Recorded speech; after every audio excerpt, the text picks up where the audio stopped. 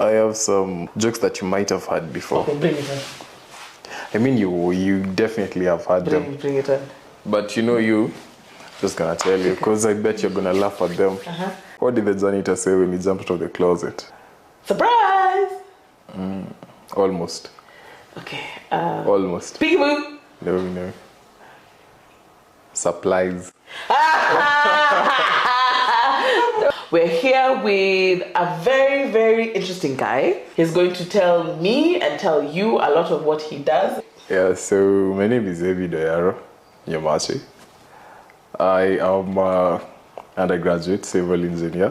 Hello everyone, my name is Tracy Shunu and I'm the co-founder and CEO of Funky Science.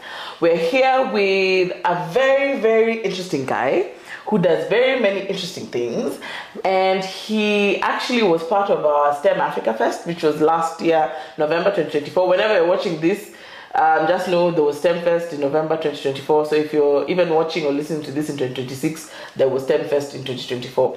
And my guest today, we're going to talk about very many interesting things. He's going to tell me and tell you a lot of what he does and maybe what influenced him to start what he's doing. And I'm very excited to hear a lot about him. I will just give you his first name, and then from there he will give us more information. So, Abiud. Yes.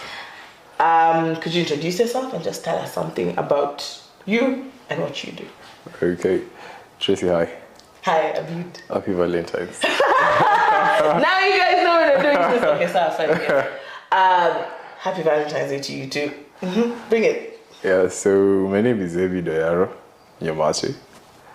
I am an undergraduate civil engineer. What else about me? I'm very cool. Very cool. Today, when Abiud came in and we started talking about what he does, other than the activities he does around VR, today I've learned that he's an engineer. He's an engineering student. And I'm very proud to know another engineer, so I'm so excited. And maybe that's why I'll be very excited throughout the conversation. But yeah, so civil engineer, I learned also how to pronounce his name correctly today. It's not, you say it differently, so it's Abiud. You see, Abiud, and I'm saying my own things. You will read whatever you want, give us in the comments, but it's Abiud. And he does, and for STEM Fest, he's part of a team that does VR. Tell me more about that. So we are actually, let me start from the top. Yeah, go on. I am a co-founder of Arcade 1999, and we are a virtual reality service company. And what we do is we provide virtual reality services, mostly into the education system and the entertainment system. Nice. In Kenya, East Africa, probably in Africa soon. We're growing. Yes.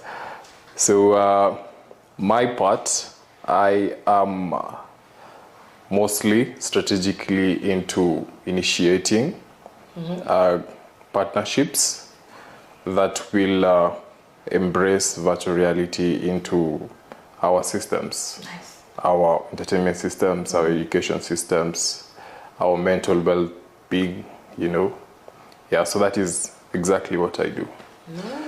And you've spoken about 3 key things that I like. So entertainment, education, and mental health. So yes. How then, let's break it down. So how does VR help in mental wellness?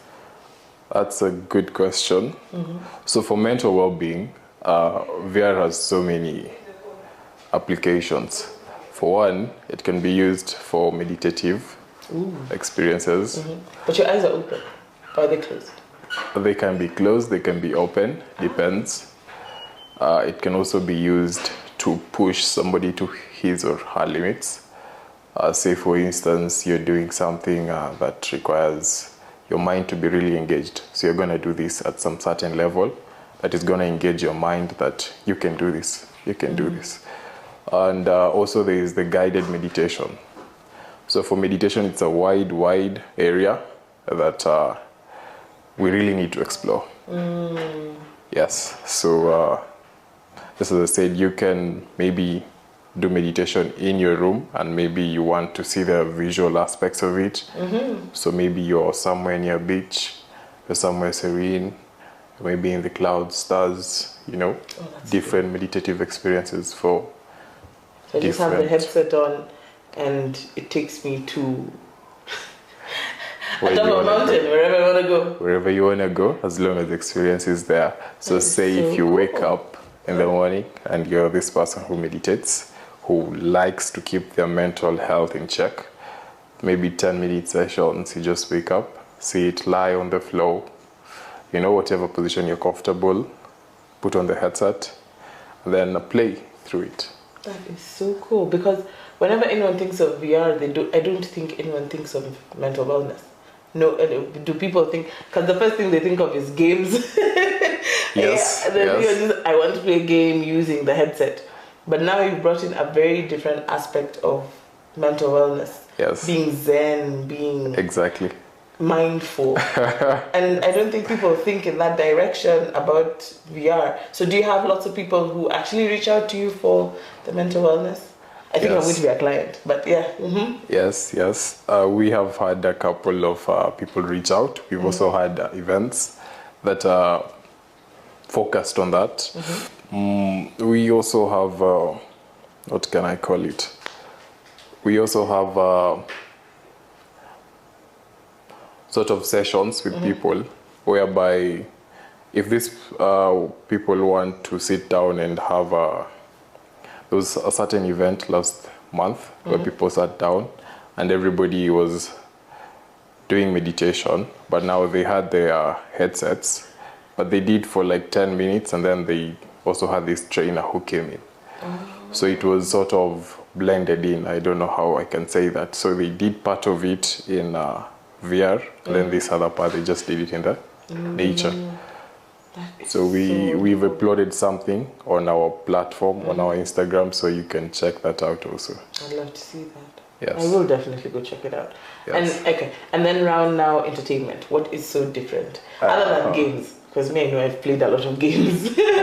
So entertainment. Yes. Is it music videos? Is it, or is it just games around entertainment? Because there could be different things. Today I learned about wellness. Okay. So for entertainment, there's a lot. I mean, I really like this. I am so conversant with entertainment in VR. Like the other day, we had a concert for a very popular artist in VR. There are so many music videos coming out. Even a concert in VR. Exactly, a concert in VR.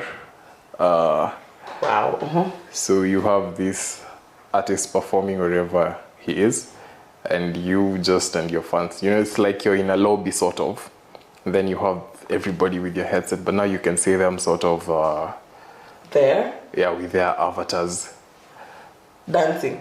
So you know the avatars that we've already seen. So there they are. So maybe you can see their hand movements and all, but when the concert starts, it's just everybody has a different experience, because you can go wherever you want, you can interact the way you want within that environment. So it's so cool. It was so cool. It was awesome. Was it a local artist? No, it was not a local artist. So we're not doing this in Kenya, and it sounds cool. I really hope we could do this in Kenya, but we should actually. It's so easy to have this thing. But now there's also, we'll discuss this later, but there are so many other constraints to this. So is because the thing I'm hearing you say is we could even have a concert where the singer is even in a different country, and then we're curating it here. Yes, this is exactly what happened. So then I don't need to travel for... Should I shout my favorite singer? I don't need to travel for... so that I can be judged. I don't need to travel for their concert. I can just do it even with... Now when Arcade 99 tells me... So by the way, we're having a concert for XYZ singer. Yes. Show up. Yes, so you just pay the ticket. You don't even need to pay a plane ticket. You pay a ticket for chill. You could do that. Cool. There's so many ways to go about it. Okay. Yeah. Okay, and then around education, now break that down for us. So for education, it's quite versatile. So for instance, in education you have so much. As you've seen before, we have things in biology, Yes. chemistry, Tell physics, them, yeah, maths. yeah. Do you like maths? I hope you do like maths. There's something in maths, Yes. algebra, geometry, and mostly there's something about the stars, the galaxies, astronomy. That's what I want to say. So it's so versatile. So it depends on what you want to do in the future, what you want to help the world with. And with VR, you find it easier to learn, you find it easier to navigate these things. And it's just a takeaway from the traditional way of learning. Yes. The 2D model, you know, for books. Yeah, so you find that with VR now, you engage both of those things. You engage the books, you engage the headsets, you become more practical, you know. There are some stats out there that they say that just the passive way, you just hear somebody saying, you learn like 20% of that. That's for long-term memory. But when you do this thing, you're taught and then you practice it. Of course, it stays with you. It becomes a skill. So that's what VR does. It gives you the opportunity to practice this thing no matter how hard it is. You get to see it. Because as I've always said, like, I don't know what your budget is or what somebody's budget or school's budget is for their students. But for me, I cannot take my students to somewhere cool like the moon. Yes. But with VR, of course, I can do that. You can take them. Yeah. You can take them to Mars and see what Mars looks like. You can take them to Saturn and stand and sit on the rings. I'm rich. Like we've gone to It's going to come back, yeah. to go and we've come back. Yeah, and just sitting in a classroom here in Kenya, in Nairobi. Exactly. And another thing is for these practical subjects that include you to do very difficult tasks that might be quite risky. So risky. Like engineering. Just Engineering. Yeah. Even medicine. some experiments in chemistry where you need to use like very powerful acids. Yes. Acids as well, like sulfuric acid I know can burn. Very hydrochloric acid, I don't know. Yes. We have it in our stomach, so the dilution is good, but good, for sure hydrochloric acid I know. Even when I was in university, there are people who had accidents with it. It's quite slippery, quite oily, so if you don't place it on a surface well, it slides down and it slid and splashed into someone's face. I'm sorry about that. Interesting. It was an interesting scenario. It was not interesting at all. I'm sorry, yeah? Well, I don't know, me, it was just where lab safety comes back to mind. But yeah, exactly. For such risky things around running, if, say, an educator or a parent is not comfortable with it, the learner can actually experience it through VR. Exactly. Oh, nice. So you find that you have these labs, especially for, as your instance, the lab experiments that you're dealing with very volatile acids. Acids are volatile. And then you find that you want to do these mixtures, you can just experiment with whatever, you know. Normally, we wouldn't do that because you can experiment in it. Yeah, exactly. So for medicine too. Oh, okay. So people learn about doing surgeries. You can operate on somebody. You can also learn about the human body. There's a certain application that we have that you can go through the human body and you transverse from the gut to the circulatory system. Wow. To the small things like the mitochondria and the other things, blood cells. Yeah. So it's quite awesome when you think about it to that scale. And for education, I really would like to also go back to the budget, because when you find now we have these places that have very good labs that you can do this. You have the fume chambers and all, you know. But now when you go somewhere that is remote, you don't have this. But you might have a room. And of course, with a headset, you can do this. You can do the experiments within the room. Exactly. So the school doesn't necessarily need to buy or build an expensive lab, but they can use VR technologies to actually learn. Exactly. And another thing, they don't need to keep on buying the materials, because this thing is always there. Oh, so it's just a headset and then you just program it and you continue. Oh, I mean, we're going to deduct this from the budget. Just give me your monies and I will show you how to do STEM. 100%. Nice. Because when I heard you talking, In my mind, I was going to ask you, so you could become a doctor because of that mitochondria. Like, yeah, that was bio engineer. So it builds. Yes. It builds on and changes. Yeah, because now even from what you're saying, that's transforming education. Yes. Because it's now making it accessible regardless. A lot of our expertise and knowledge is all situated in one center. So if it's not in Nairobi, maybe other urban centers, maybe Mombasa, Kisumu, but the further you get away from Nairobi, the more difficult it is for you to access some of a physical lab for it to be cheaper for the school to use. Sadly. Yes. And have you worked now with schools yet, or you're just building on that now around the education side? Or it's an interesting thing that you're doing? It's a very green area. We have started. We are in talks. Nice. They're very good talks. I'm happy. Those are the things that make me happy. Yes. So very soon we might launch a club in various schools. So that's just the pioneering, because we need to see this thing works. Yeah, and test it. Yes. But it's been done outside, so we know it works. So then, as you set this up in schools, and as, yes, your contribution towards education and changing how education is done, especially around STEM, what challenges have you guys faced as you've been doing this? So we can even take it in the three-pronged areas where you said about mental wellness, entertainment, and education. So you can start with mental wellness. Okay. So actually all of them trickle down to a few things. One of them is the accessibility of the equipment. Okay.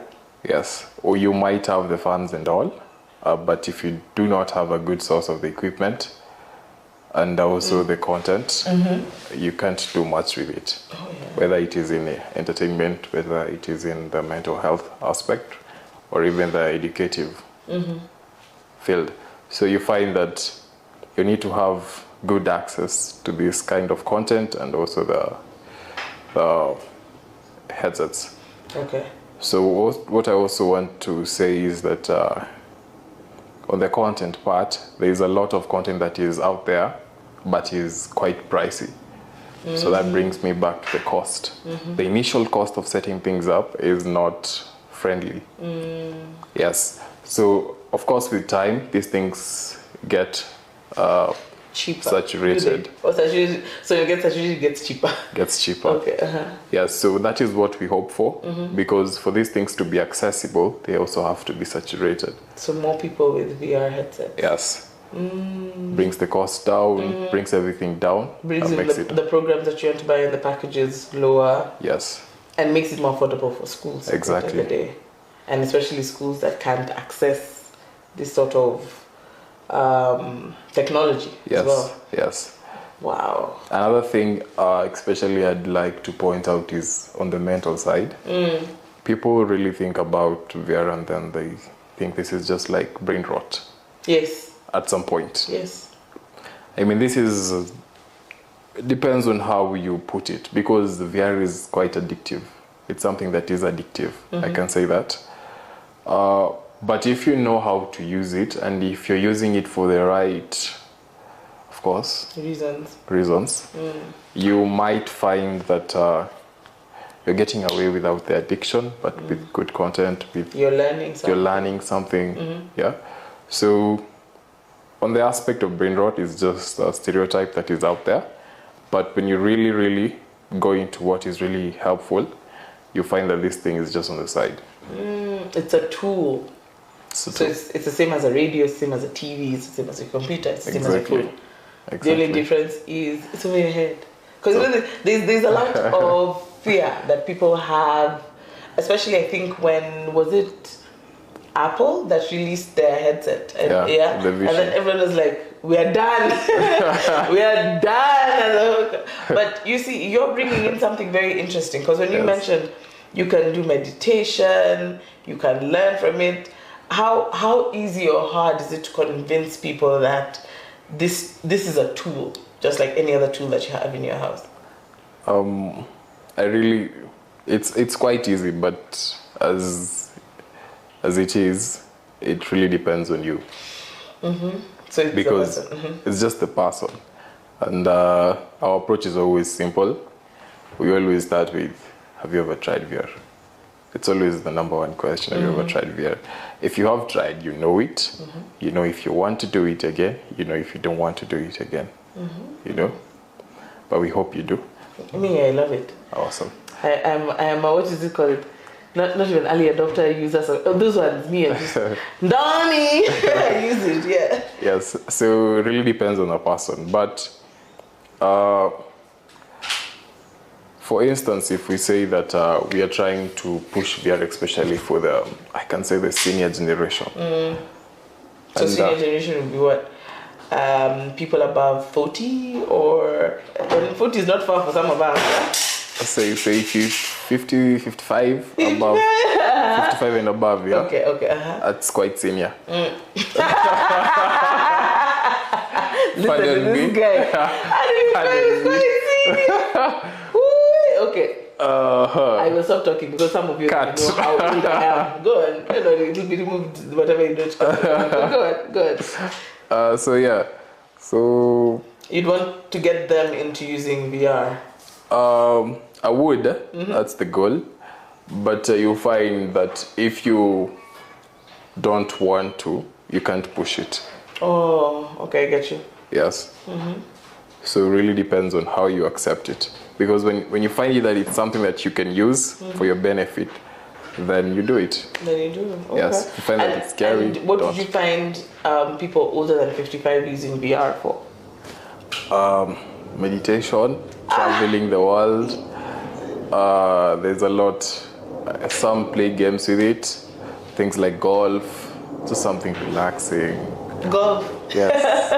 Golf. That's interesting. That's interesting. So we're talking about some of the challenges, and you've mentioned, around devices, around already the stigma that VR headsets have.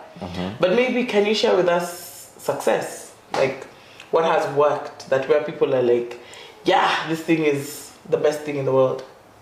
Yes. So out there's a lot of success.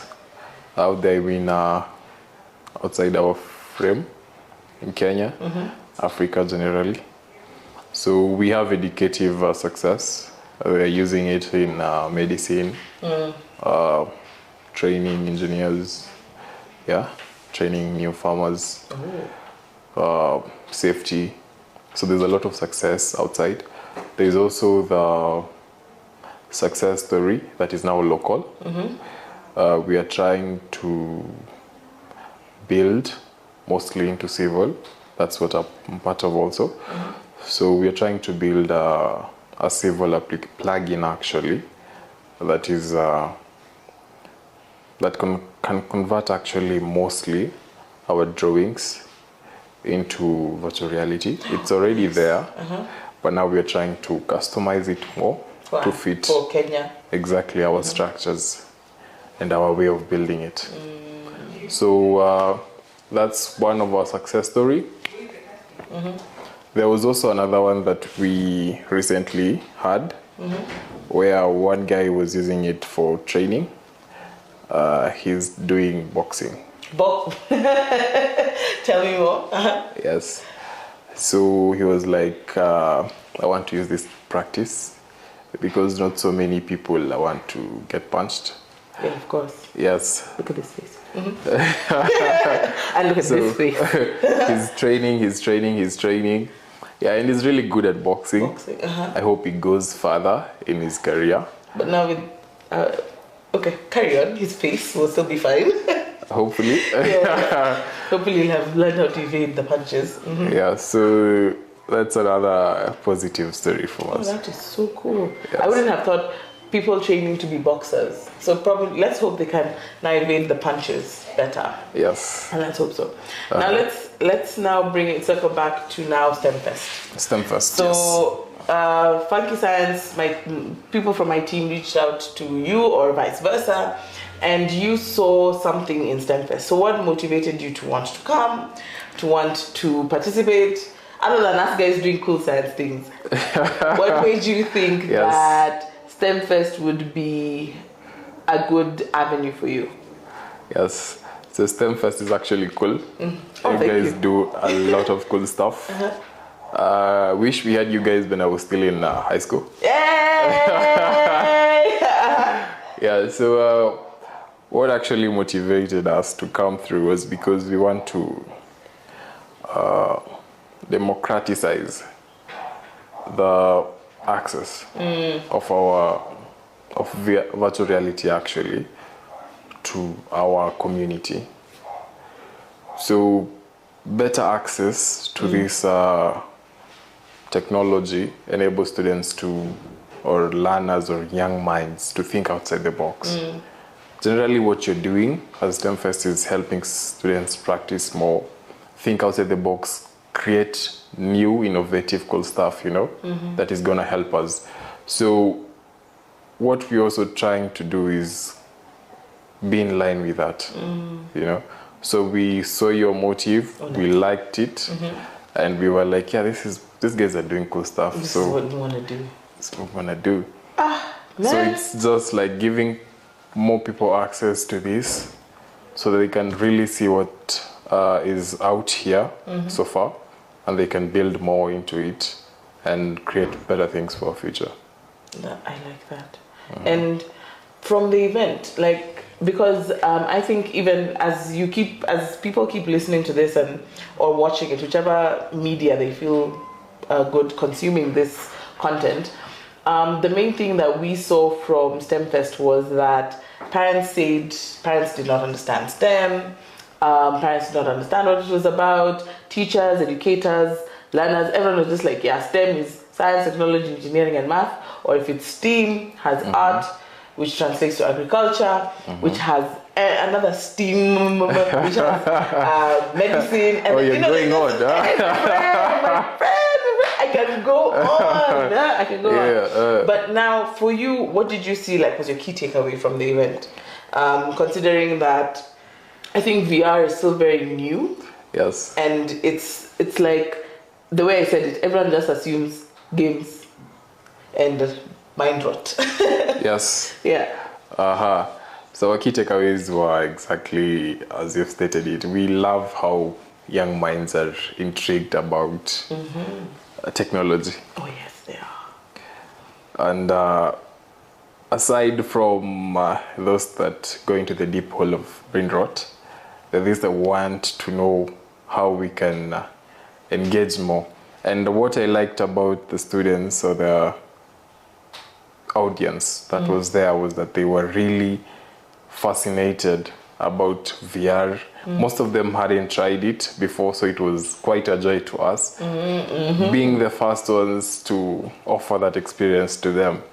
And the key takeaway also was that technology is for everyone, you know, because their tutors were also there. Yes. Some parents wanted to try it, you know, what's this that my kid's saying? I want to see too. And they're like, yeah, that's cool, you know? I think so, yeah. So it's for everyone. So if we embrace it, yeah, definitely build on it, we've got a good future ahead. I think so. Yes. And I think even by organizations like ours. Yes. So it's not just Funky Science working together with Arcade 1999 Yes. to do STEM or to teach. It's even bringing other learners, or no, not even learners, I'd say partners in the ecosystem. So it's all our different exhibitors that were there. And what ways have you seen, like for you, have you seen partnerships help not just us grow in STEM, but even for your organization and what you guys do with VR? How have you seen partnerships shape the work that you're doing? So one good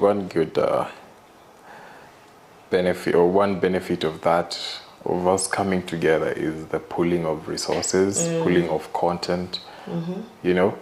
And then when we have enough, or when we feel we have enough, we can output something that is better, something that is more life-changing outside, you know. That's the sense of community within us.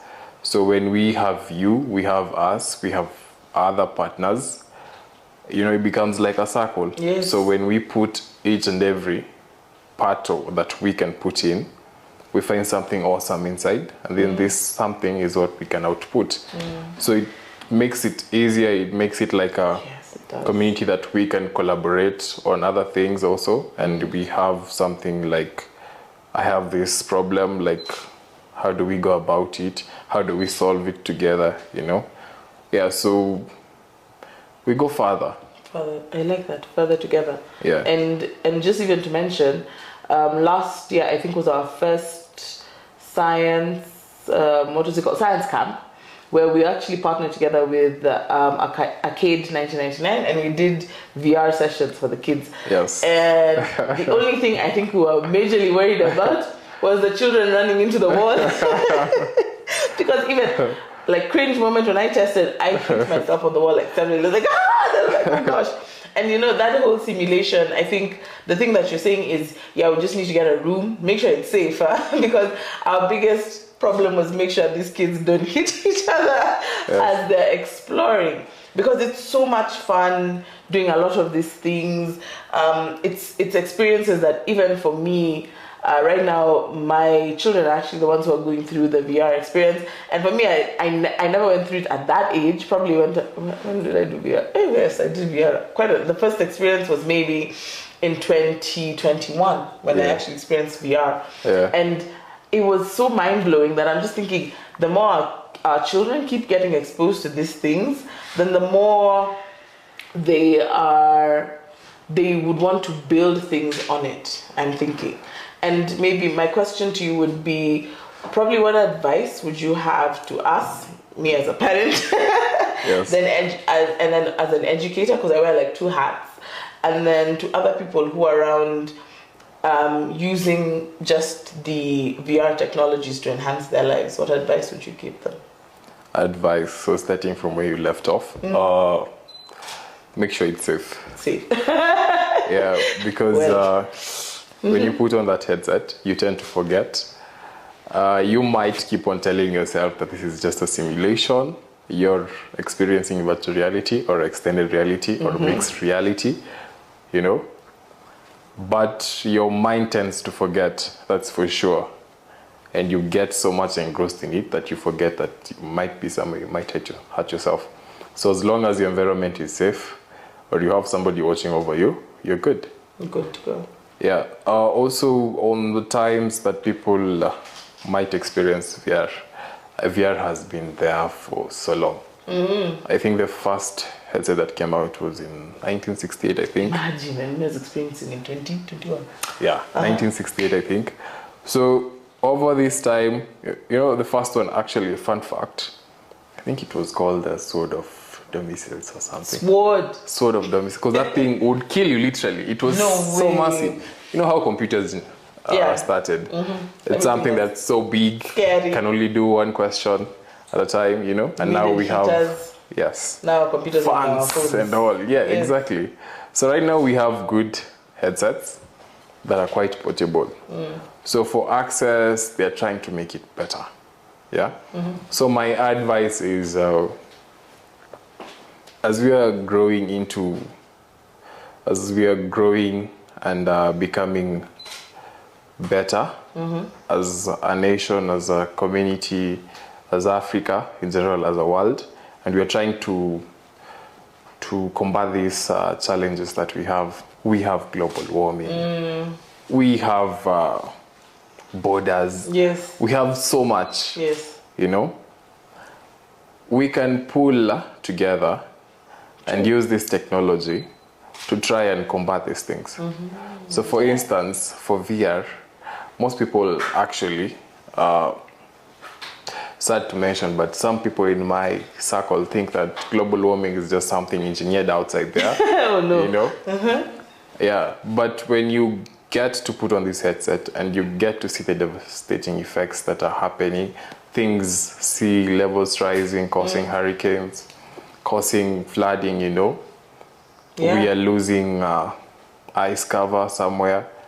The temperatures are going up. So you see, when you get to see these things, experience them, you have a different perspective from that. So we tend to change your mindset so that next time when you take fruit outside, you don't just throw it outside, you just carry it. Yeah, you know? don't leave garbage, don't pay attention to your surroundings. Exactly, so you become better. You become more aware. Yes. Okay, Another thing. VR is very mindful. Go ahead. Very mindful. Yeah. Demure. Yeah. Yes. Another thing is on the educative sector. Yes. So I would really like our educative system to embrace technology. We have already computers, you know. Another thing, we have smart boards. Yes, yes. We have projectors in classes. Yeah. There was a school I went to and they were just projecting notes, and then students would just snap it, then they have the notes, you know. I mean, I hope they're copying it from the blackboard and then back in their books. Exactly. So they just like copy the notes. And they're good to go. I don't know what's the difference between just sending you the notes. You know? Yeah. Just like, teacher, I have the device. Yes. So now when we go further and we incorporate the virtual reality into our systems, we find that we have the practice. Yes. We enable our students to grow inside a practice-oriented system. That is better because now you find that they're just not reading, they're not just taking in, you know, the way people just say. Because for books, you might have some garbage in it, sorry to say. So you just take it and then they see this line doesn't make sense, but they just still take it. That's what they're going to output.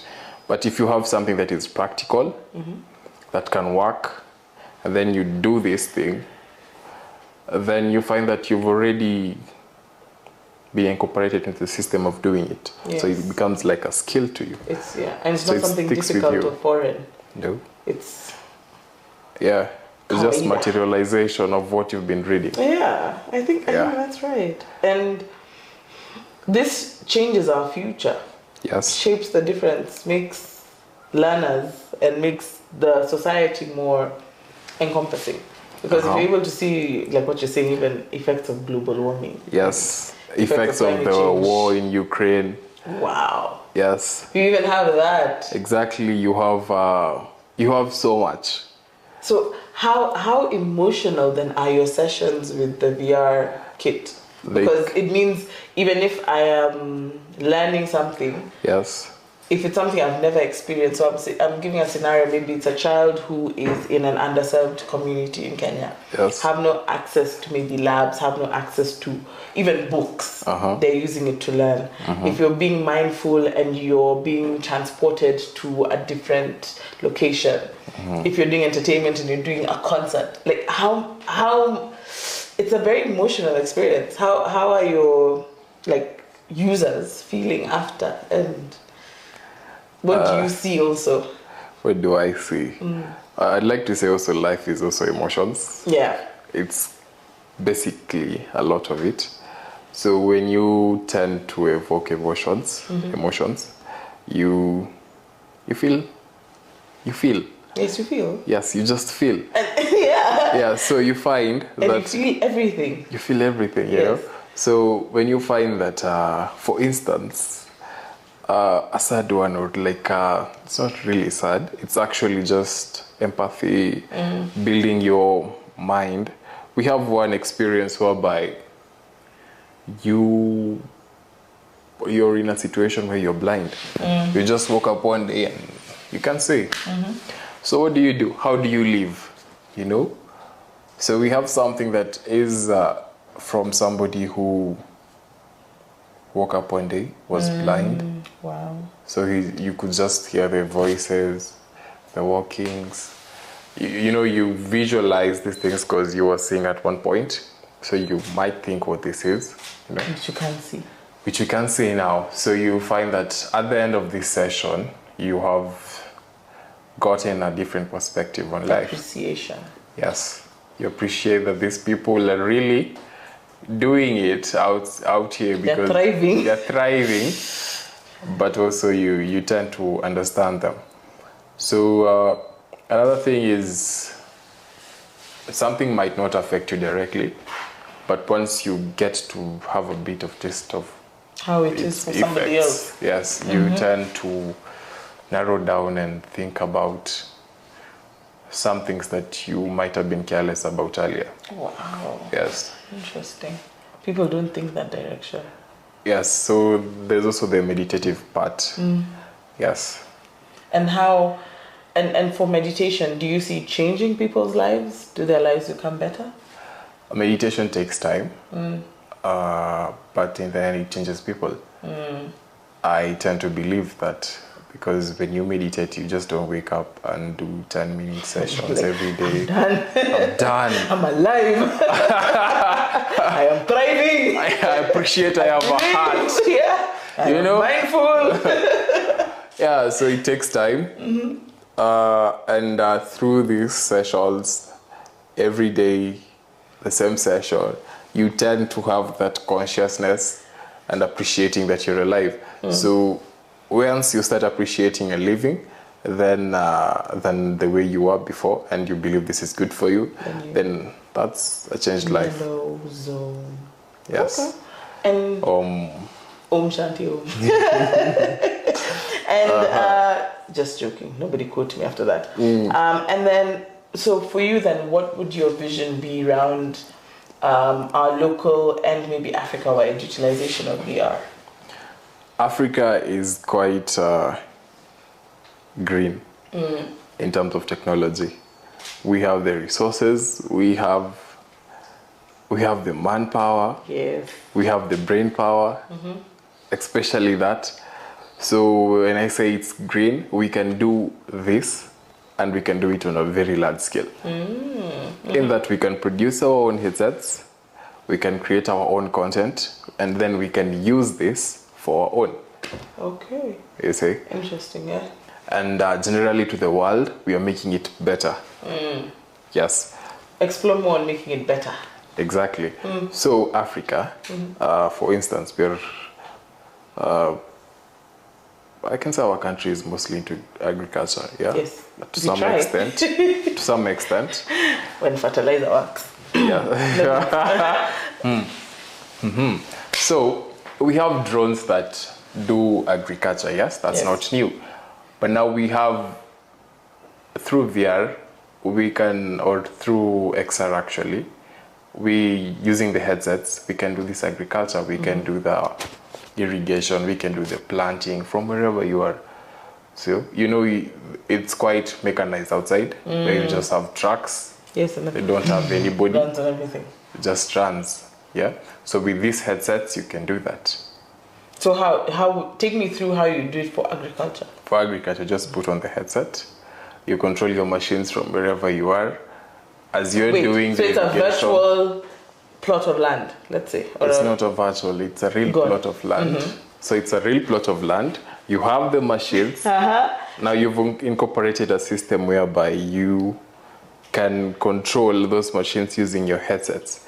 And this makes it better because now when you have things like drones that are doing irrigation, you can see where you're irrigating, where you need to do more farming, where you need to do more weeding, you see? What? Yes. Using VR? Using VR.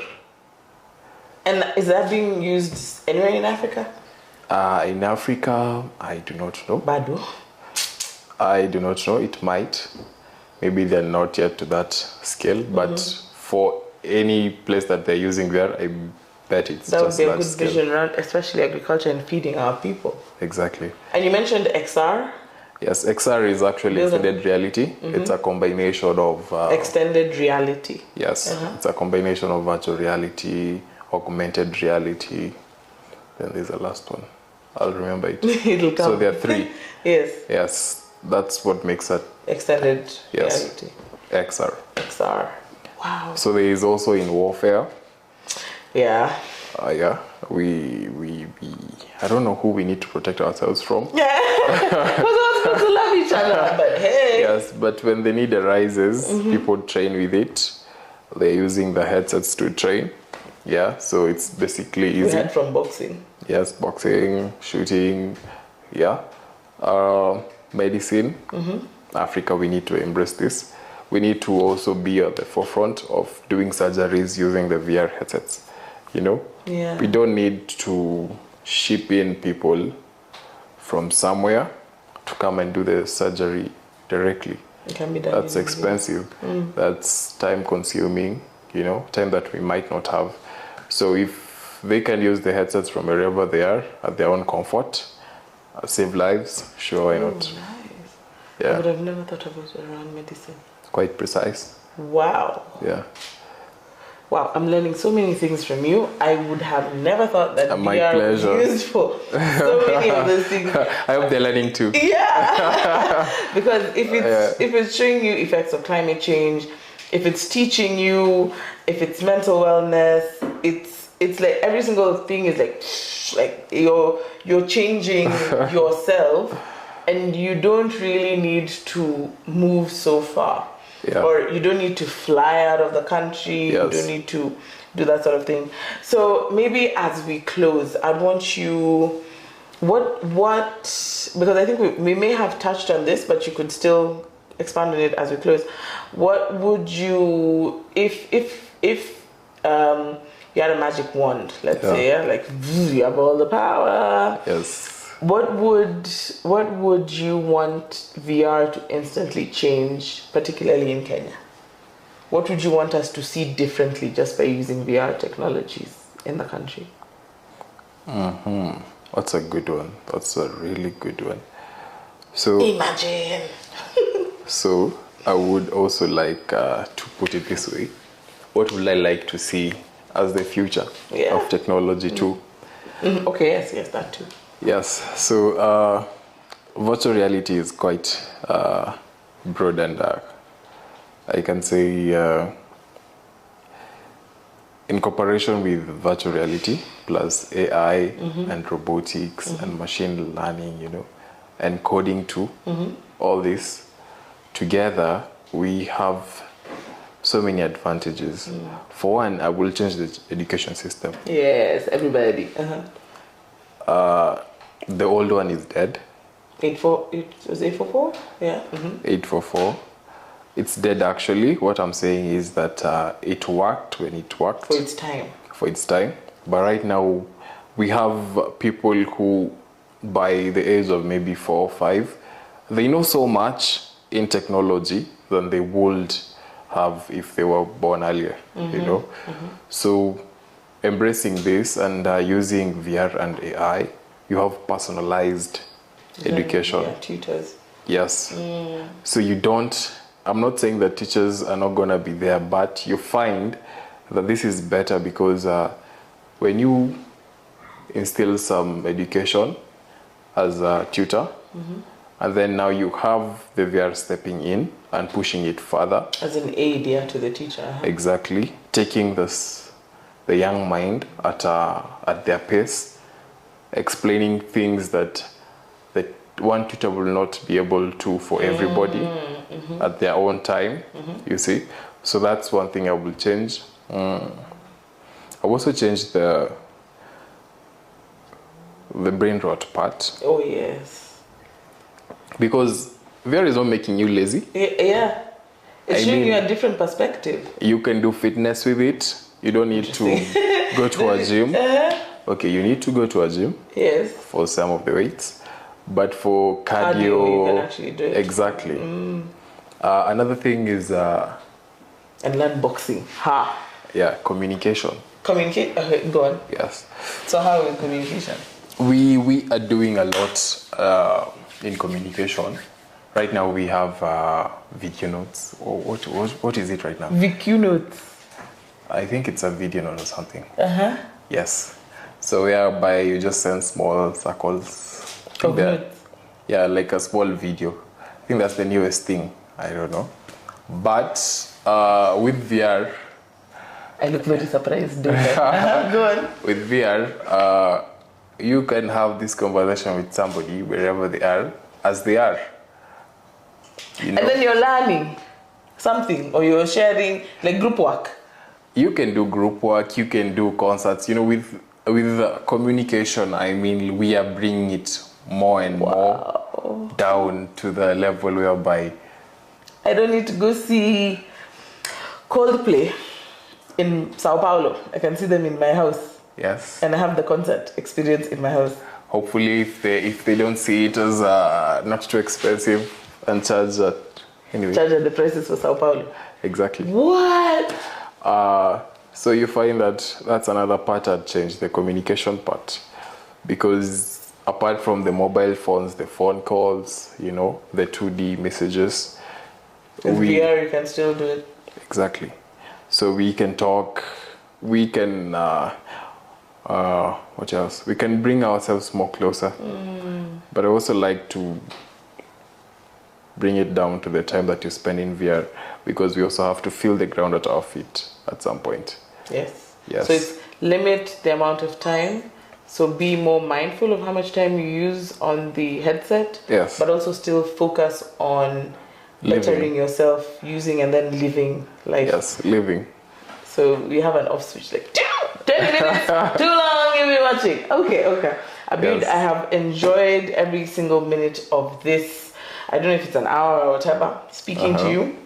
So maybe you'd look into the camera and give your parting shot of just closing off, just telling people how, you know, like already mentioned there's a negative side about brain rot and people thinking that VR cannot be used for other things, but you've taught me that I can experience so much more from VR. So for 30 seconds, ambia watu wako that this thing is as much as it's new, experience it first before you start cancelling it out. Yes.